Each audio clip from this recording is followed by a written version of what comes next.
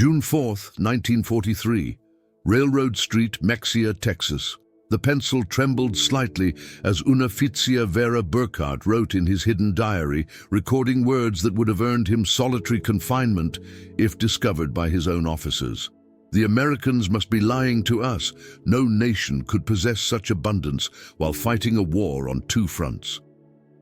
Through the train window, he had just witnessed something that contradicted 3 years of Nazi propaganda.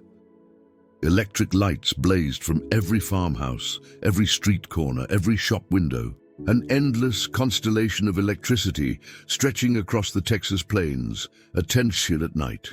In Germany, blackout regulations had plunged the Reich into darkness since 1940. Even before the war, rural electrification reached barely 20% of German farms. Yet here, in what Nazi propaganda had described as a decadent, collapsed America, electricity flowed like water. 1,850 veterans of Irwin RML's Africa Corps stepped down from the passenger train. Not cattle cars, not freight wagons, but cushioned Pullman coaches with dining services and sleeping berths. The entire population of Mexia had turned out to witness their arrival. What none of them knew was that this moment would trigger the most profound psychological transformation in modern POW history.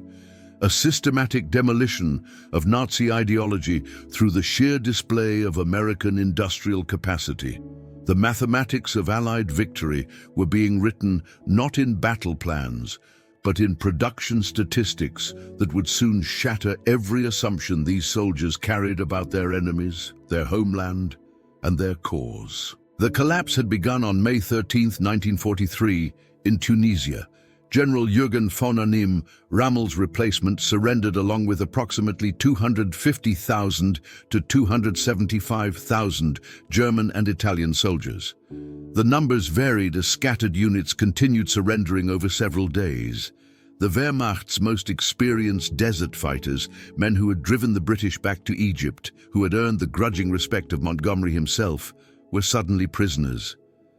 Among them was Hetman Friedrich Radke, holder of the Iron Cross First Class, veteran of the France campaign, wounded twice in North Africa.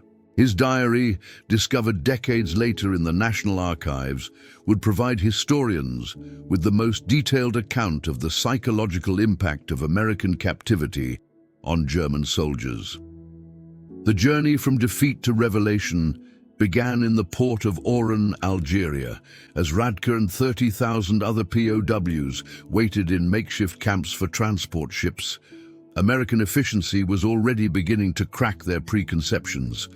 The U.S. Army processed thousands of prisoners daily with an organizational precision that exceeded anything the Wehrmacht had achieved, even at the height of its power.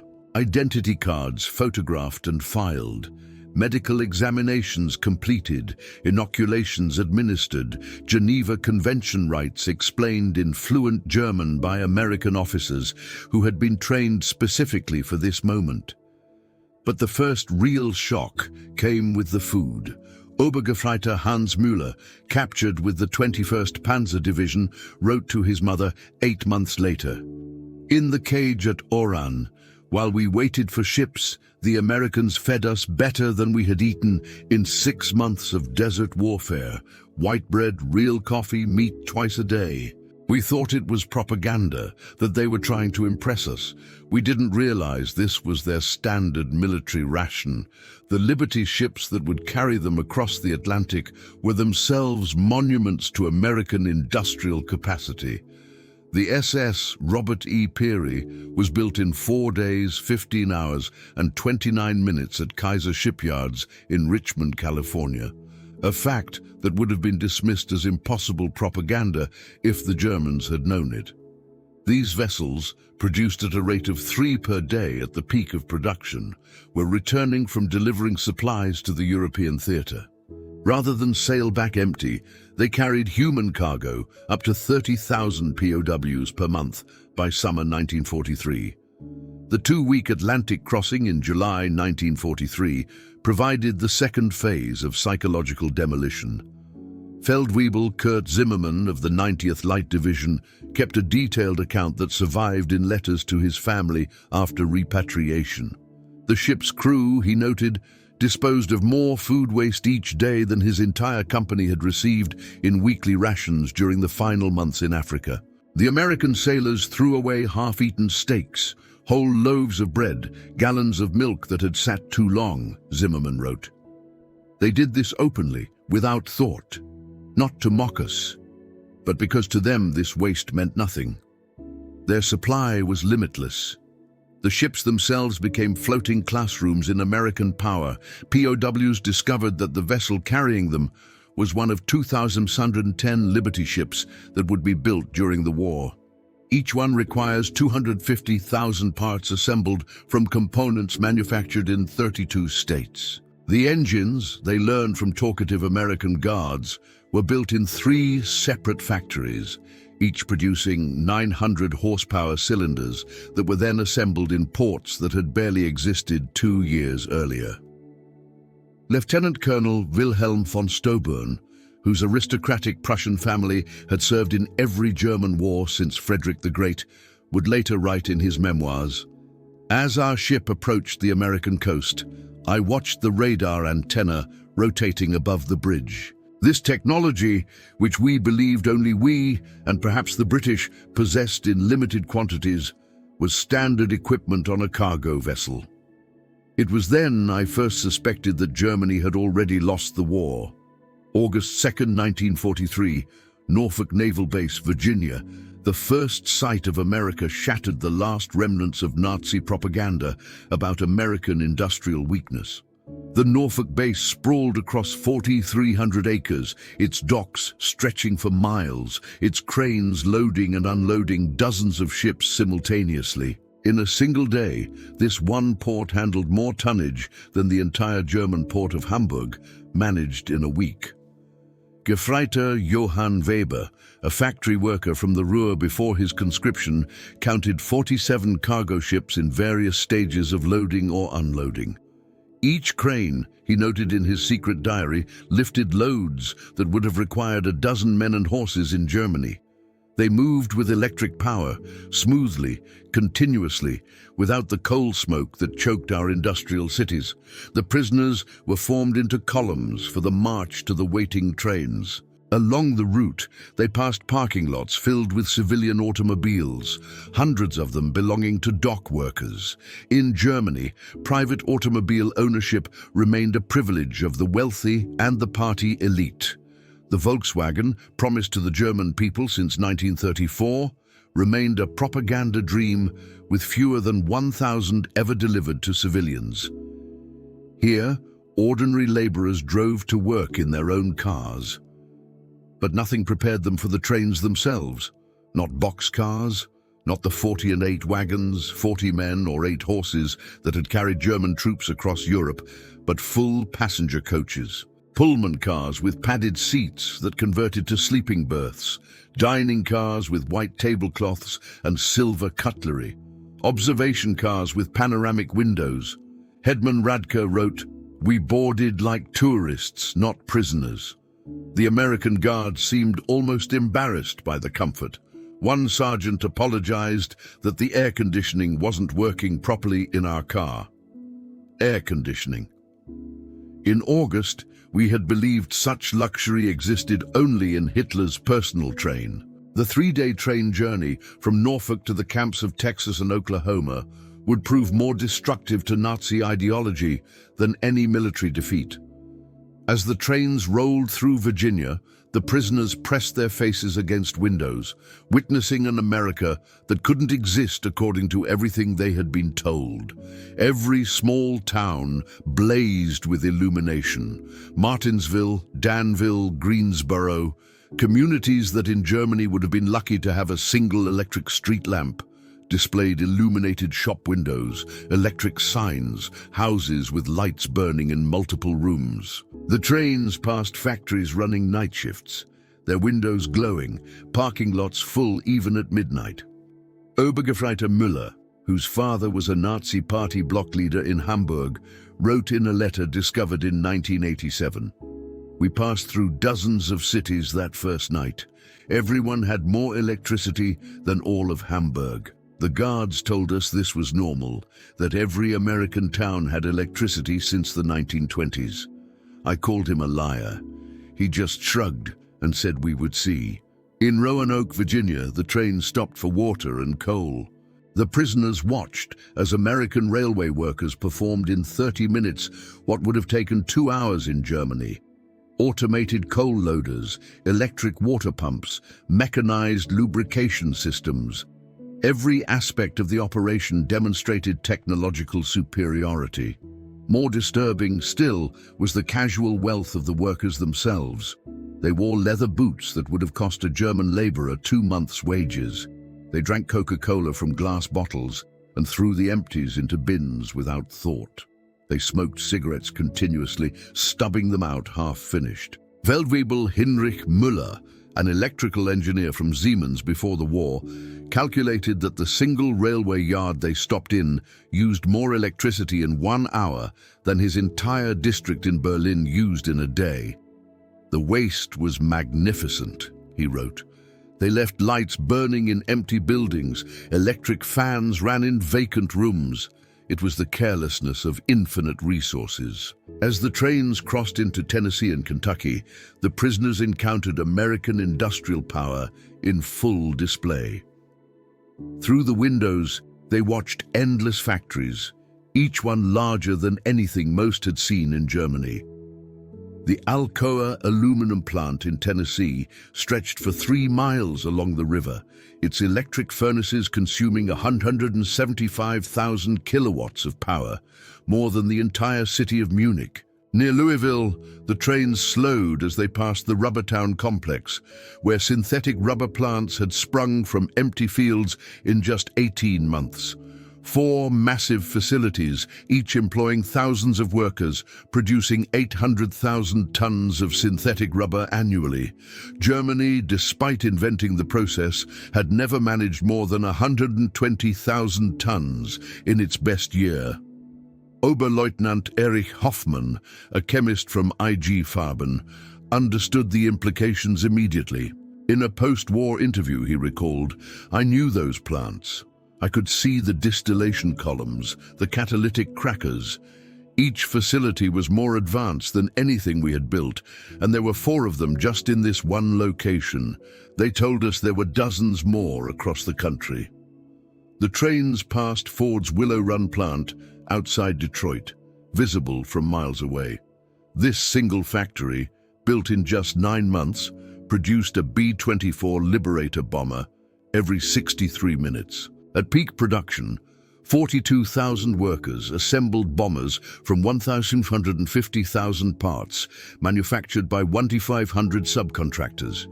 The plant consumed 2.5 million square feet of floor space and used more electricity than the entire German city of Cologne. Hauptmann Verli, a Luftwaffe pilot shot down over Tunisia, pressed his face against the window as they passed. He counted 17 B-24s in various stages of completion visible from the train. We had been told American planes were inferior, hastily built, would fall apart in combat, but I could see the precision of the assembly lines, the quality of the construction. These were not inferior aircraft. They were simply built faster than we could imagine possible. The deeper the trains penetrated into America, the more complete the destruction of Nazi mythology became. In St. Louis, they crossed the Mississippi River on the Eads Bridge, while below them, barges carried more grain than the entire German harvest of 1942. The prisoners could see grain elevators stretching along both banks, each one holding enough wheat to feed a German city for months.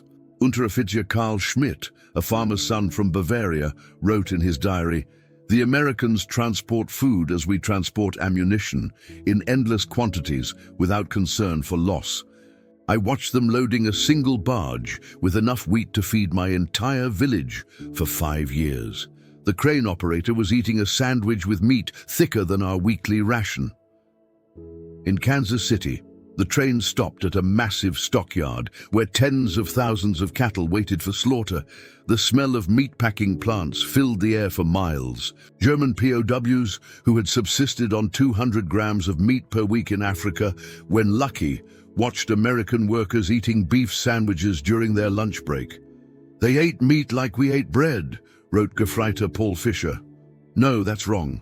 They ate meat like we wished we could eat bread. The guard bought us hamburgers from a stand near the station. Meat, cheese, vegetables on white bread for 15 cents. He bought 20 of them without thinking, paid with a single dollar bill. This was not special. This was their normal food." The arrival at the camps themselves provided the next level of cognitive demolition. Camp Hearn, Texas, built in just 4 months, housed between 3,000 and 4,800 prisoners in conditions that exceeded what most had known as civilians. Wooden barracks with electric lights, flush toilets, hot showers, and steam heat. Each building was constructed with more lumber than entire German villages possessed. The camp hospital astounded the medical personnel among the prisoners. Oberstleutnant Dr. Friedrich Bauer, chief surgeon of the 164th Light Division, found himself in a facility better equipped than most German civilian hospitals. X-ray machines, surgical equipment, pharmaceutical supplies that had been unavailable in Germany since 1941. All standard provision for enemy prisoners. They had penicillin, Dr. Bauer would later testify, this miracle drug that we had only heard rumors about. They used it freely, even on prisoners with minor infections. German soldiers were dying for want of basic sulfur drugs, and the Americans were giving us their most advanced medicine without hesitation. The camp kitchen became another classroom in American prosperity. Prisoners assigned to cooking duties discovered walk-in refrigerators, electric mixers, automated dishwashers, and gas ranges that could prepare meals for 5,000 men. The daily ration included fresh milk, eggs, meat, vegetables, and white bread, quantities that German civilians hadn't seen since 1939. Feldwebel Otto Krebs, a former hotel chef from Munich, wrote, "Today we threw away more food than my family has seen in 3 years. Not spoiled food, simply excess. The American regulations require us to prepare 10% more than needed to ensure every prisoner receives full rations. The surplus is discarded. I wept as I threw perfectly good bread into the garbage." By September 1943, the labor shortage in American agriculture led to the employment of POWs in fields and factories across the country. This decision, driven by necessity, would prove more destructive to Nazi ideology than any propaganda program could have achieved. Groups of prisoners were trucked daily to work sites, traveling through the American heartland without blindfolds or restricted routes. They saw everything. The endless fields of corn and wheat, the factories running 3 shifts, the shops full of goods, the parking lots full of cars, the houses with refrigerators and radios. At a cotton gin outside Houston, Unteroffizier Herbert Lang watched a single machine process more cotton in 1 hour than his entire village could have handled in a month using traditional methods. The gin was powered by electricity from the Colorado River Authority, part of a rural electrification program that had brought power to 90% of Texas farms by 1943. The farmer who owned the gin was nobody special, Lang recorded. Not aristocracy, not a party member, just a farmer. Yet he had electricity, running water, a truck, a car, and a tractor. His workers, including the Negroes, ate lunch from boxes containing more food than German workers received in a week, and this was normal. Every farm we passed was the same. In Nebraska, prisoners worked in sugar beet fields, witnessing agricultural mechanization that defied comprehension. A single combine harvester, they learned, could do the work of 100 men. The fields stretched to the horizon, each one larger than entire German counties. The farmers spoke casually of yields that would have been fantasy in Germany, 60 bushels of wheat per acre compared to Germany's 30 on the best land. Gefreiter Wilhelm Hoffmann, working on a farm outside Scottsbluff, wrote, "The farmer's son, a boy of 16, drove a tractor worth more than everything my father had earned in his lifetime." When I mentioned this, the boy laughed and said it wasn't even a particularly good tractor. His father was waiting for a new model from John Deere that would be even better. The most devastating revelations came to those prisoners who worked near or in American factories. While Geneva Convention rules prohibited direct war production work, POWs could work in industries that freed American workers for military production. This technicality allowed thousands of German prisoners to witness American industrial capacity firsthand. At a Campbell soup factory in New Jersey, prisoners watched production lines that processed more tomatoes in a single day than most German factories handled in a month. The facility operated with a skeleton crew of women and elderly men, as most young workers were in the military. Yet production exceeded peacetime levels. Stabsfeldwebel Ernst Wagner, who had worked in a German food processing plant before the war, documented the experience. Everything was automated: electric conveyor belts, automatic filling machines, steam cookers that processed hundreds of cans simultaneously.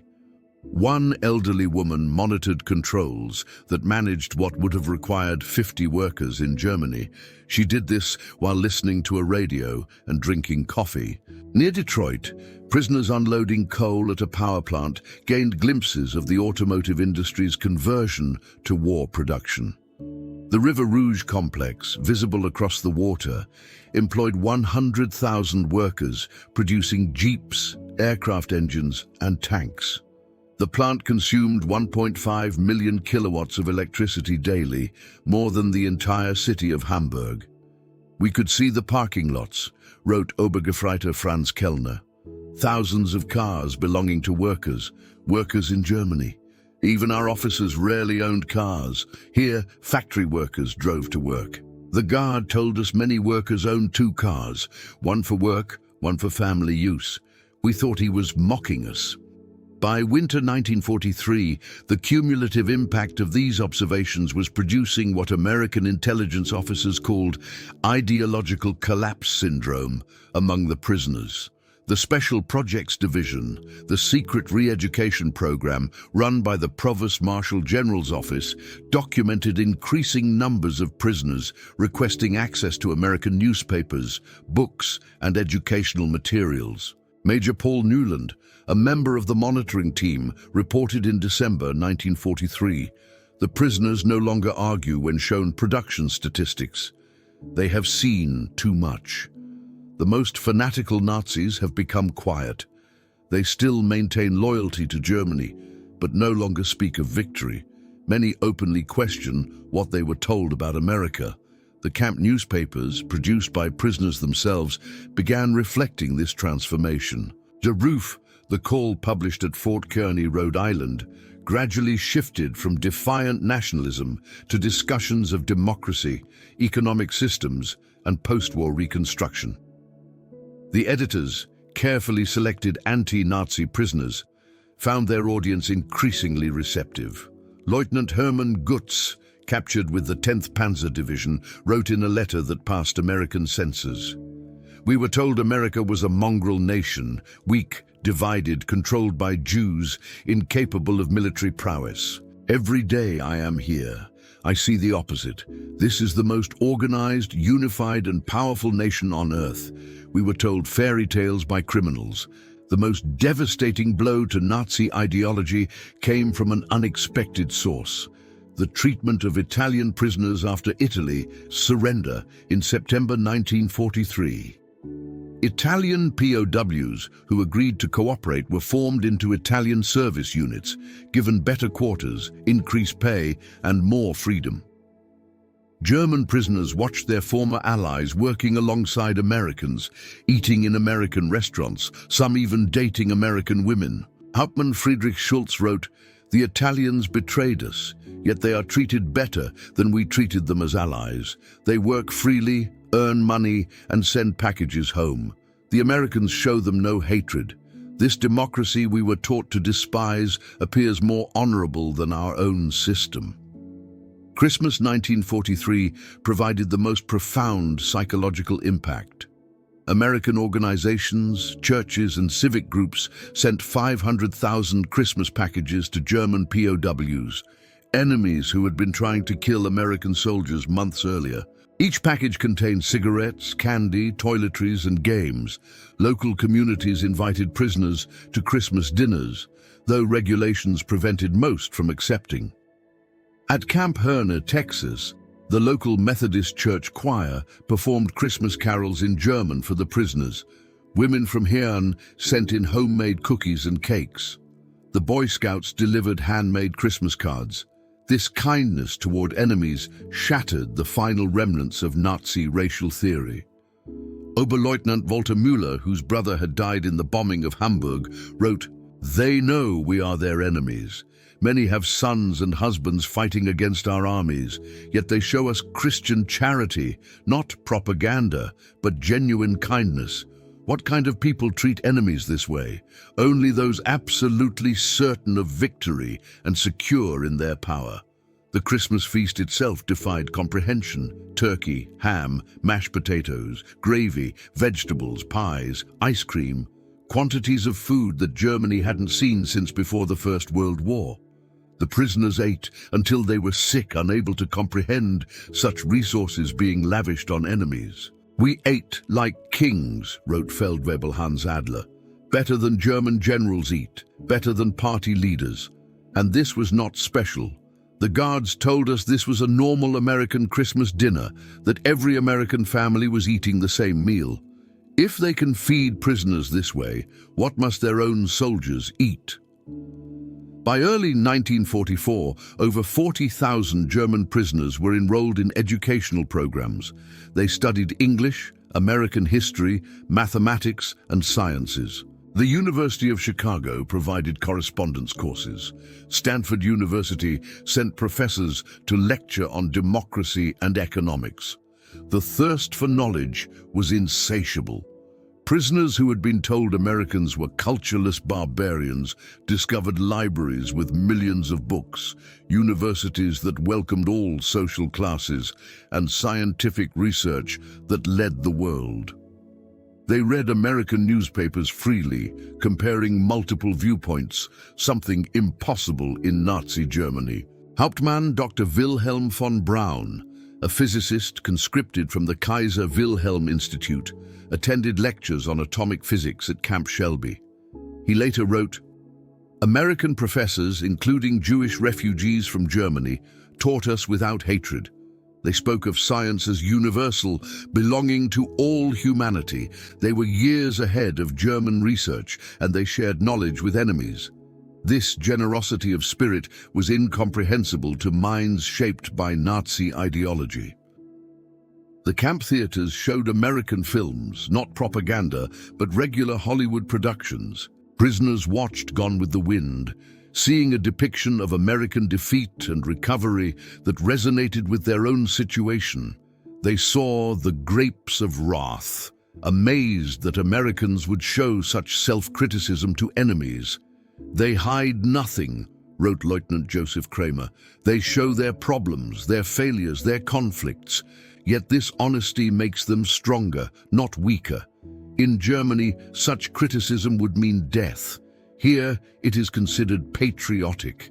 Spring 1944 brought expanded prisoner labor programs as American production reached its peak. German POWs worked in canneries, mills, and fabrication plants, witnessing the full might of American industrial capacity. The numbers told a story that no propaganda could counter. At the Higgins Boat Factory in New Orleans, prisoners unloaded steel that would become landing craft for D-Day. They watched as workers assembled 700 boats per month, each one requiring 20,000 parts. The factory employed 20,000 workers, including thousands of women who operated cranes, welded hulls, and managed production lines. Stabsfeldwebel Kurt Zimmermann wrote, Women doing men's work, Negroes operating complex machinery, teenagers running drilling equipment, everything we were told was impossible in a democracy. Yet production never stopped. 3 shifts, 24 hours, 7 days a week. They produced more boats in a month than our entire Navy built in a year. At Republic Steel in Ohio, prisoners witnessed the production of 10,000 tons of steel daily. The blast furnaces ran continuously, fed by endless trains of iron ore from Minnesota and coal from Pennsylvania. The scale defied German comprehension. This single plant produced more steel than the entire Ruhr at its peak. "I worked at Krupp before the war," wrote Obergefreiter Paul Hartmann. "I thought I understood industrial production, but this was beyond imagination. They wasted more steel in spillage than we could produce. The workers complained about overtime while producing quantities we couldn't achieve with slave labor and double shifts." The summer 1944 harvest provided the final demolition of Nazi propaganda about American weakness. German prisoners worked across the Midwest, witnessing agricultural production that could feed the world. In Kansas, they watched wheat harvests where single farms produced more grain than entire German provinces. Combines moved across fields like ships across an ocean of gold, each one harvesting 100 acres per day. The grain elevators they filled could hold more wheat than Germany imported in an entire year. Unteroffizier Franz Weber, a farmer from East Prussia, wrote, "One American farmer with machinery does the work of 100 German farmers. They showed me aerial photographs of the wheat fields, thousands of square miles of grain. They could lose half their harvest and still have more than all of Europe combined." In California's Central Valley, prisoners picked fruit in orchards that stretched beyond the horizon. They watched as perfectly good fruit was discarded for minor blemishes, fruit that would have been treasured in Germany. Entire crops were sometimes plowed under to maintain prices, a concept that caused psychological breakdown among prisoners from hunger-ravaged Germany. "They destroyed food to keep prices stable," wrote Gefreiter Otto Schulz. "Mountains of oranges bulldozed into pits because they had too many. We begged to be allowed to send them to Germany to our families. The guards were sympathetic but explained it was impossible. The waste was strategic proof of unlimited resources." June 6, 1944. When news of the Normandy invasion reached the camps, German prisoners experienced their final ideological collapse. The scale of the operation, 6,000 ships, 11,000 aircraft, 150,000 men in the first wave, demonstrated American organizational capacity beyond Nazi Germany's wildest dreams. Prisoners at Camp Shelby watched newsreels of the invasion within days. They saw the endless streams of ships, the artificial harbors, the supply system that delivered 15,000 tons daily across open beaches. They watched their homeland being crushed by the very nation they had been told was too weak to fight. Oberst Friedrich von Tauben wrote, "We knew then that everything was lost, not just the war, but the entire Nazi project. We had challenged the world's greatest industrial power with fairy tales and racial mythology. We sent horses against their trucks, rifles against their automatic weapons, courage against their unlimited resources." Throughout their captivity, German prisoners experienced something that challenged Nazi ideology more than any material wealth: American humanity. Despite propaganda depicting Americans as weak and sentimental, POWs discovered a people secure enough in their strength to show mercy. When Gefreiter Hans Müller's son died in the Hamburg bombing, the American camp commander personally delivered the Red Cross message and offered condolences. When Lieutenant Paul Fischer's wife wrote that she was struggling to feed their children, American church groups sent food packages to her in Germany. Enemy civilians in a nation America was actively bombing. "They separated the German people from the Nazi regime," wrote Hauptmann Otto. "They said they were fighting Hitler, not Germans. This distinction, which seemed like propaganda, proved genuine. They prepared us to rebuild Germany after the war, not to destroy it. The medical treatment particularly affected prisoners. German doctors worked alongside American medical staff, learning new techniques using advanced equipment. Prisoners received operations that would have been available only to the elite in Germany. Mental health treatment, virtually unknown in the Wehrmacht, was provided to traumatized soldiers. Dr. Friedrich Bauer wrote, "They treated attempted suicides with counseling, not punishment. Prisoners with mental breakdowns received therapy, not beatings." This humanity toward enemies revealed a strength we never understood, the confidence of true power. By March 1945, the secret re-education program had produced remarkable results. Over 25,000 prisoners had volunteered for democracy courses. The camp newspapers published articles about constitutional government, free markets, and civil rights. Discussion groups debated Germany's future after the war. The program's success exceeded all expectations. Prisoners who had arrived as fanatical Nazis were writing essays about democratic reconstruction.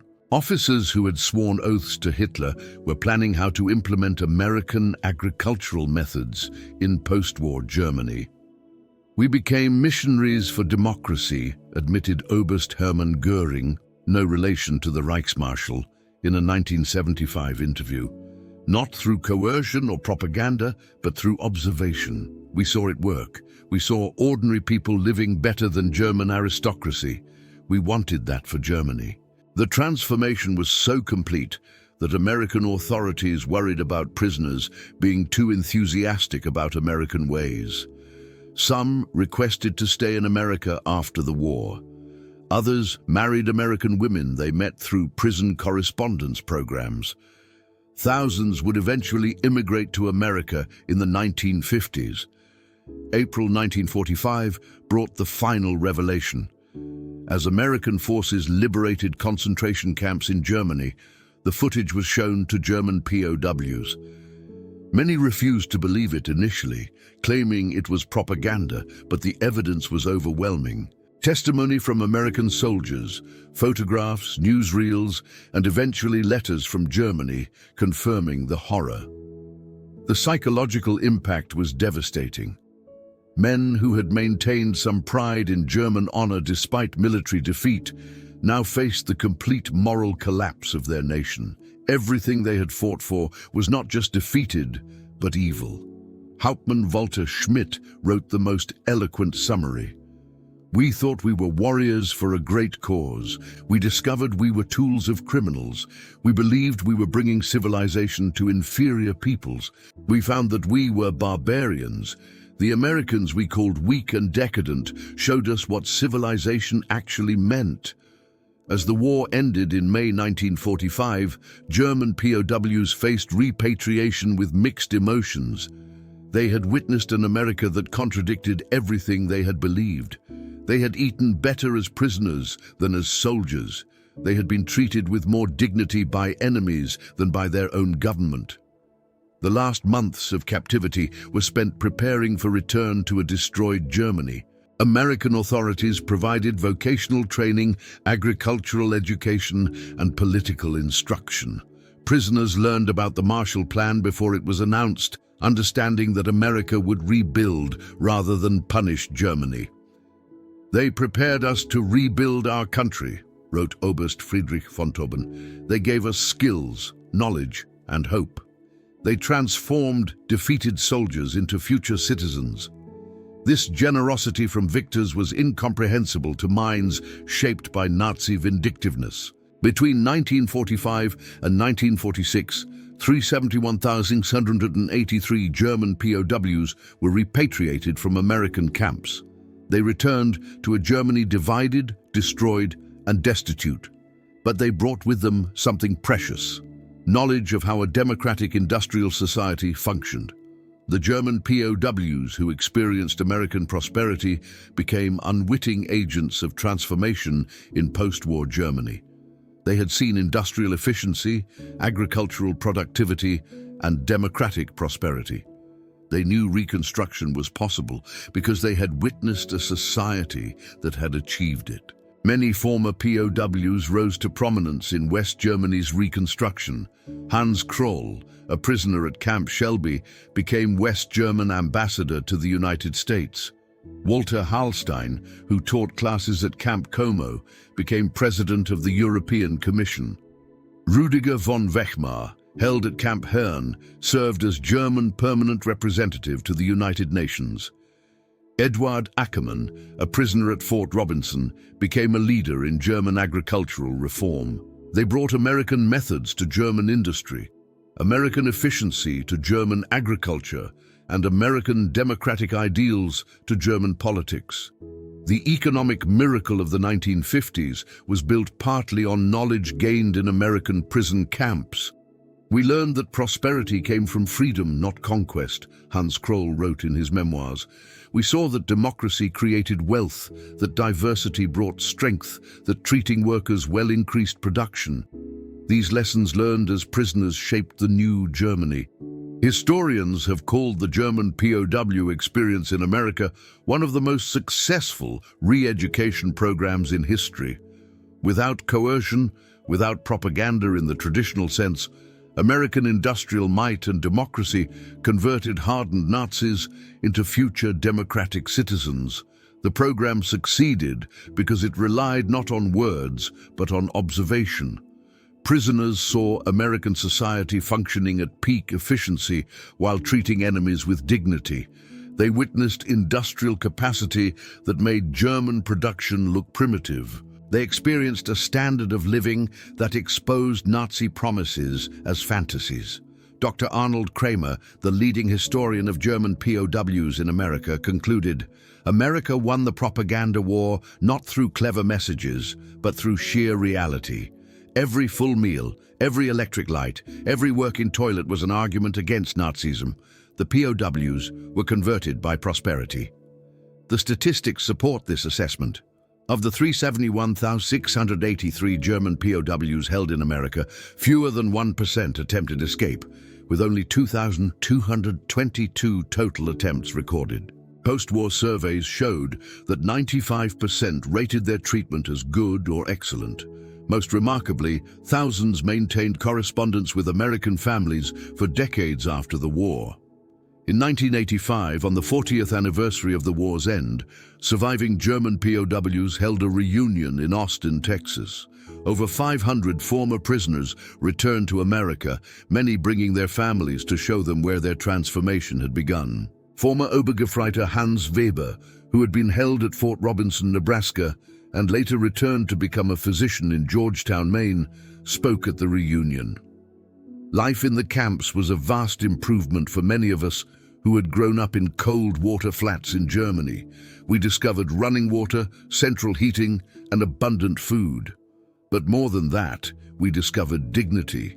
Former Stabsfeldwebel Kurt Meyer, who had worked on farms in Iowa, added, "The farmers treated us not as enemies, but as young men far from home. They shared their meals, their knowledge, sometimes their homes. This humanity from people whose sons were fighting against us. This changed us forever." At the 1985 reunion dinner, former Oberst Hermann Gutz, then 78 years old, delivered the keynote address that captured the essence of the transformation. "We came to America as enemies, as Nazis, as believers in a lie. We left as friends, as Democrats, as men who had seen the truth. America showed us that strength comes not from conquest, but from production, not from hatred, but from diversity, not from tyranny, but from freedom." We witnessed the arsenal of democracy at full production. We saw farmers who produced food for the world, workers who built the tools of victory, and citizens who treated enemies with dignity. We learned that America's true weapon was not its bombs or tanks, but its inexhaustible capacity for creation and its unshakable confidence. We returned to Germany with a mission to build a society that could create rather than destroy, that could prosper through peace rather than war. The Germany that rose from the ashes was built on lessons learned in American prison camps. We who came as conquerors left as students. To America from your former enemies, now your friends. Thank you for showing us the way." The auditorium erupted in a standing ovation. Americans and Germans together, former enemies united in recognition of a transformation that had seemed impossible when those first trains rolled into Texas in June 1943. The magnitude of the German POW experience in America can be measured in stark statistics that reveal both the scale of the operation and its remarkable success.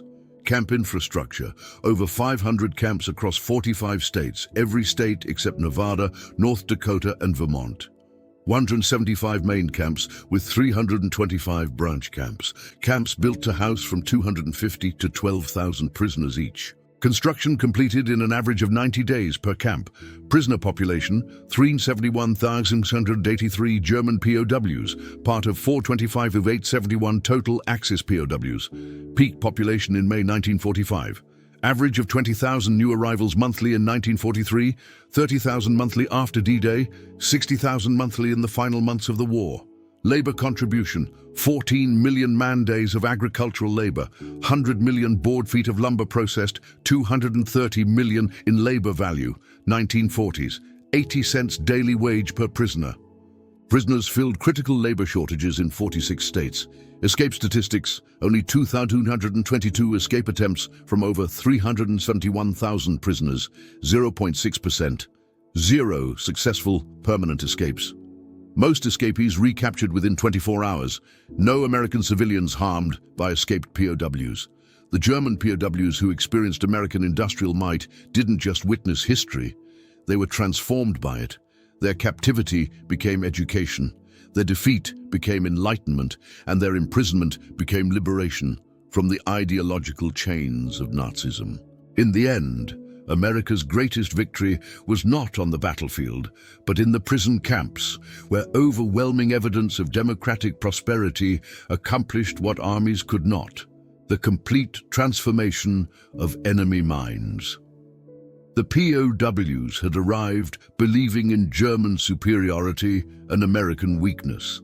They left knowing the truth.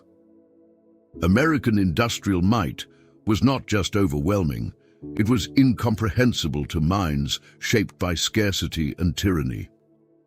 The trains that had brought them into captivity in 1943 had carried warriors of the Third Reich. The ships that returned them to Germany in 1946 carried architects of democracy. They had seen the future, and it worked. Their story stands as testament to a profound truth. The most powerful weapon in America's arsenal was not military might, but the simple, overwhelming evidence of a free society's capacity to create abundance. The German POWs were stunned by American industrial might, but ultimately they were converted by it. In their transformation lay the seeds of Europe's post-war redemption and the final defeat of the Nazi dream. They returned to Germany not as defeated enemies, but as witnesses to what free societies could achieve. The economic miracle that transformed West Germany in the 1950s was built on foundations laid in American prison camps, where enemy soldiers learned that prosperity came not from conquest, but from freedom, not from racial superiority, but from human dignity, not from totalitarian control, but from democratic cooperation. The German POWs had arrived in America expecting to find a weak, divided nation on the verge of collapse. Instead, they discovered an industrial colossus of unlimited power and surprising humanity.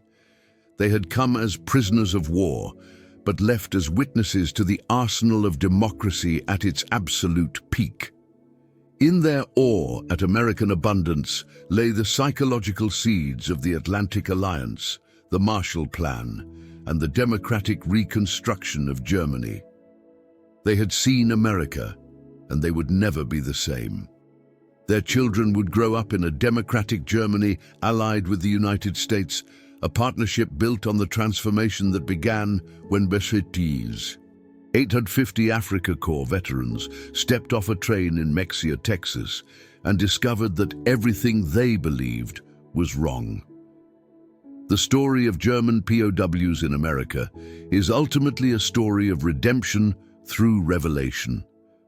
It proves that sometimes the greatest victories are won not through destruction, but through demonstration, not through propaganda, but through prosperity, not through hatred, but through humanity. The German soldiers who witnessed American industrial might became the unwitting ambassadors of democracy, carrying back to their homeland the seeds of transformation that would bloom into one of history's most successful reconstructions. Their journey from Nazi warriors to democratic citizens remains one of the most remarkable transformations in modern history, accomplished not through force, but through the overwhelming evidence of what free people could achieve when they worked together. In the end, that was America's secret weapon, not just the ability to produce more tanks and planes than any nation in history, but the capacity to transform enemies into friends through the simple power of example. The German POWs were stunned by America's industrial might, but more importantly, they were changed by it, and in that change lay the foundation for a better world.